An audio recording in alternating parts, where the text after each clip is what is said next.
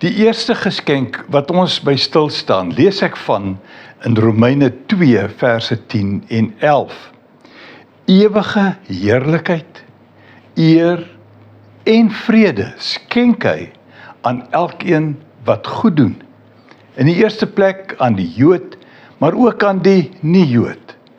God trek immers niemand voor nie. Hier word dit baie duidelik gemaak dat as ons bereid is om te doen wat die Here vra, met ander woorde, om Christus aan te neem, of ons nou 'n Christen is, of ons nou 'n Jood of 'n nie-Jood is, maak nie saak nie. God trek niemand voor nie. Hy het 'n begeerte om aan elkeen wat hierdie pad loop, goed te doen. En die heerlikheid, die eer en vrede wat hy skenk, kan mens eintlik nêrens anders kry nie.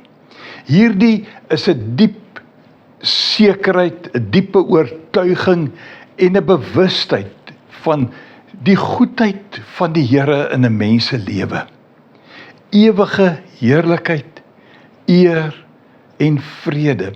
Dit klink miskien vir baie mense baie onbereikbaar, onbekend en iets ver en onbeslis. Maar vir elkeen wat bereid is om die woord van die Here te aanvaar en gelowig daarmee die lewe te lei, ervaar hierdie heerlikheid, eer en vrede wat hy skenk. Ten spyte van alles wat rondom ons gebeur, dit bepaal nie die geskenk wat die Here aan ons gee nie. Ons verhouding met hom bepaal dit.